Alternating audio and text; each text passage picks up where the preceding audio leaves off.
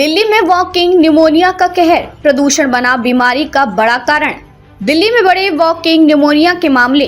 ये कैसी बीमारी निमोनिया से कैसे अलग?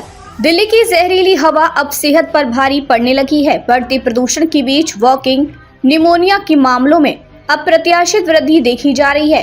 विशेषज्ञों का कहना है कि वायु गुणवत्ता के गिरते स्तर के कारण यह बीमारी दिल्ली वासियों के लिए एक गंभीर स्वास्थ्य चुनौती बन गई है। क्या है वॉकिंग निमोनिया?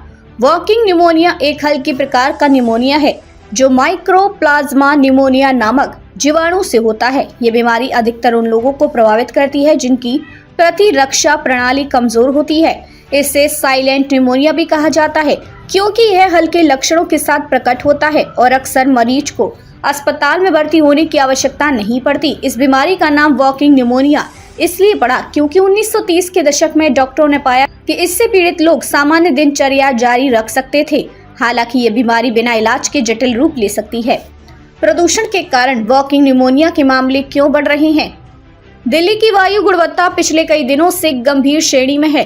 केंद्रीय प्रदूषण नियंत्रण बोर्ड CPCB के अनुसार दिल्ली का वायु गुणवत्ता सूचकांक AQI 373 के करीब बना हुआ है, जो बहुत खराब श्रेणी में आता है।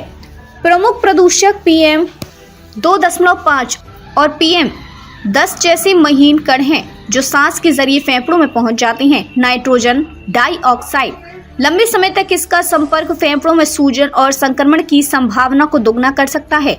स्मोक और धुंध फेफड़ों की कार्य क्षमता को कमजोर कर देता है, जिससे संक्रमण की आशंका बढ़ जाती है।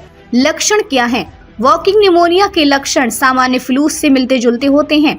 इनमें शामिल है लगातार खांसी, हल्का बुखार और ठंड लगना, सिर दर्द, गले में खराश, सांस लेने में दिक्कत, थकान, कमजोरी, शरीर पर हल्के चकत्ते। यह लक्षण 3 से 5 दिनों तक रह सकते हैं और समय पर इलाज न मिलने पर गंभीर रूप ले सकते हैं। कौन सबसे ज्यादा प्रभावित हो रहा है? ये बीमारी अधिकतर बच्चों 5 से 14 वर्ष, युवा 40 वर्ष से कम और अस्थमा ये पुरानी बीमारियों से जूझ रहे लोगों को प्रभावित कर रही है। कमजोर प्रतिरक्षा प्रणाली वाले लोग भी इसकी चपेट में जल्दी आते हैं। यह सामान्य निमोनिया से कैसे अलग है? सामान्य निमोनिया फेफड़ों के एक विशेष हिस्से को प्रभावित करता है और हवा की थैलियों में तरल पदार्थ जमा हो जाता है।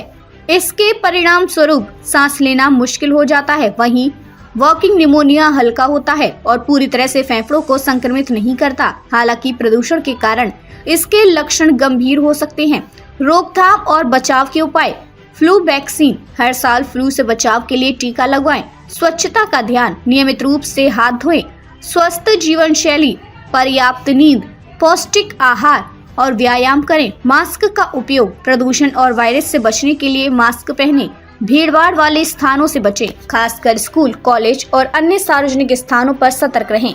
दिल्ली की जहरीली हवा का असर। वर्तमान में दिल्ली में हवा इतनी प्रदूषित है कि नीला आसमान देखना दुर्लभ हो गया है।